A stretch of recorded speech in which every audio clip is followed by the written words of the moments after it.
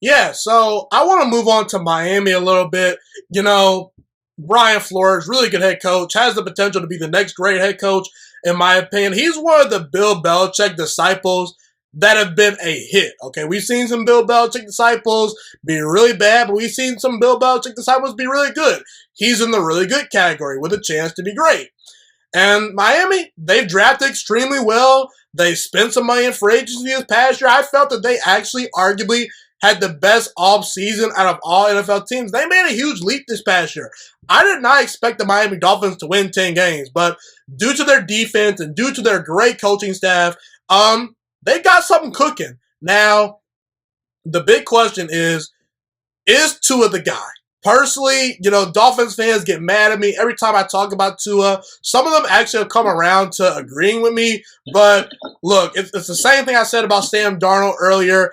Look, I got nothing against Tua. He seems like a good kid, a good guy, but people were throwing around the generational talent label with Tua. He's a blend of Russell Wilson. He's the next Drew Brees. And I just did not see it at Alabama. I thought that he was a good prospect, but not a great prospect, not this generational talent. And to me, at times, Tua just looked a little overwhelmed his rookie year. He looked like a rookie out there, but the thing about Tua is this. I just don't see the physical traits that are needed for Tua to become a long-term franchise quarterback. So as a result of that, I'm moving on from Tua. I just am.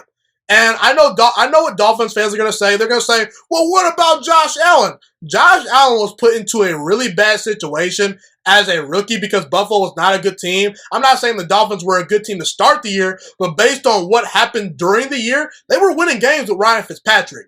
So, look, and by the way, Josh Allen, even when he was struggling as a rookie, you can see he's got a rocket for an arm. Tua, I just don't see any physical traits that wow me. I think that he is a game-managing quarterback with an average arm. I think that he's, at best, going to be someone like Jimmy Garoppolo, to where if you put a really good team around him, he maybe could get you to a Super Bowl, but I don't ever see him winning you a Super Bowl. I just don't. I thought Tua was a product of a really good offensive line, wide receiver, and running back core at Alabama, and I know that he won some games as a rookie.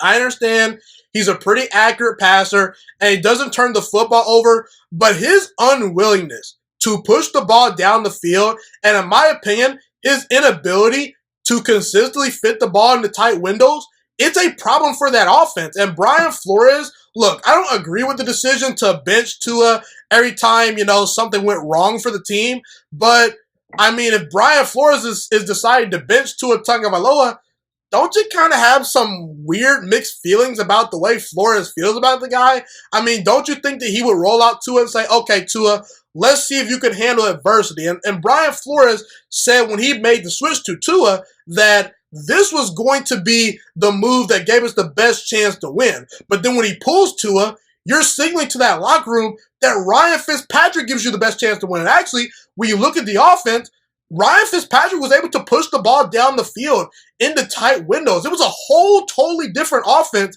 when Ryan Fitzpatrick was starting games for the Miami Dolphins. I'm not saying Tua is a bad player. And I'd actually take him over Sam Darnold because he's an accurate passer that doesn't make mistakes. But ultimately, I don't see the upside. I don't see the big play abilities from Tua. And if you're number 3 overall and Justin Fields is staring you in the face and Trey Lance is staring you in the face, or you have a chance to go out and get like a guy like Deshaun Watson, I'm sorry, but those are better options than Tua going forward. I just think that Tua is a situation where he's always going to be a decent starting quarterback, but you need a lot around him to win, and I don't see it with Tua. Am I crazy to say move on from Tua? What do you think? No, I don't think you're crazy. I don't know if I would quite move on from. I don't think they're going to unless they get. I don't think they're going to either. They already said they're not going to. That's the move I would make. They also hired the quarterback coach that they just hired was Tua's quarterback coach somewhere else. So they already pretty much have committed to Tua. Tua just doesn't wow me.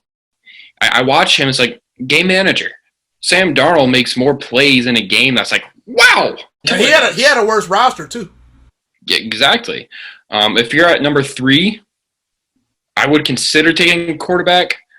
or Devontae Smith because he's got that connection with Tua already. So you have that there. I'm not surprised they won 10 games, actually.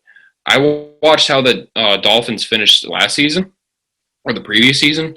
You figured they were projected to be – they were tanking for Tua was the big thing in Miami. And they won five games when they weren't supposed to win like any. And they beat a Patriots team that was still playing for something in week 17. So as soon as I saw that, I'm like, all right, Brian Flores is legit, first off. He's putting those players in positions to succeed and doing what's best for that team. And perfectly. He's done a good job so far there. The Tua thing, though, I wasn't high on Tua either coming out of college. I didn't get the whole tanking for Tua thing. I was not a big fan of his. I thought he was maybe late first round, early second round type talent. Like I didn't see him. I didn't think he deserved to be drafted where he was. He's a game manager. He's going to make plays that are not going to lose you football games, but he's not going to be the reason you win them either. He's not going to make the big play at the end of the game or for a 2-minute drill. He's not going to push the ball downfield. It's going to be a lot of 5-yard outs and just easy completions down the like. He's not going to push it past the yard marker, like the 10-yard markers. And if you don't have that as a quarterback, especially in the AFC East when you have to compete against Josh Allen, you have to consider getting a quarterback. The AFC now, you're not just competing against Josh Allen in your division. You're competing against Patrick Mahomes. You're competing against Justin Herbert and Joe Burrow. And the AFC, these quarterbacks are depending on what happens with Watson, he might stay in the division, he might not, who knows. So you have to get a quarterback who's going to be able to compete with these guys. And I don't know if Tua is going to be that guy that if it's a shootout, if he's going to be able to win it. And if you're a Dolphins fan, obviously I'm cool with them keeping Tua, if that's what it means, that he can't win a shootout. Because I don't want him winning as much. In Miami. Because you're a Jets fan. You're a Jets fan. Exactly. It's guilt, or not guilt, but selfish. But if I'm the Dolphins, I'm sitting there, I'm like, there's a reason we kept pulling him out for Ryan Fitzmagic.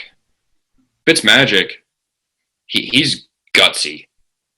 He is so much fun to watch because he does not care. He's at the point of his career where it's like, I've already made enough money.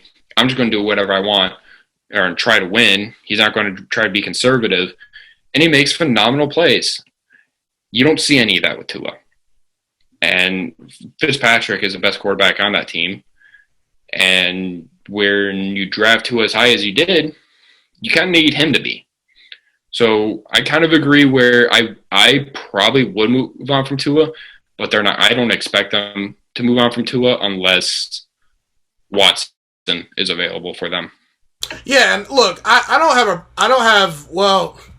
have a problem with them keeping Tua because that's not the move that I would make, but I understand it just because you drafted him so high. He's still in the another year, maybe. Yeah, he's still in the rookie contract. And look, if you had Devontae Smith or Jamar Chase to that offense along with Devontae Parker, then Tua has some legitimate weapons. I kind of understand why people want to give Tua a pass just because he did win games as a rookie. And he is an accurate passer. There's nothing that I'm saying about Tua to bash the guy, because I think that he actually is a quality starting quarterback. I just don't see the upside. I think that when you have an opportunity with the number 3 overall pick staring in the face, or you have an opportunity to get a guy like Deshaun Watson, who's already a top 5 quarterback, something Tua is never going to be probably, just from a raw physical, trait standpoint. There's no traits that point to me saying, oh, Tua's going to be a top 5 quarterback. I just don't understand, why people are trying to justify average. And I think Tua is average to slightly above average, but only time will tell about Tua. Thank you so much for watching this video today. Please also note that the Juice Alert Sports Podcast is not just a YouTube channel. It is available on all podcasting platforms, including Spotify, Google Podcasts, iTunes, and Apple Podcasts. Also, if you enjoyed this video, be sure to like, comment, subscribe, and share this content with all your friends.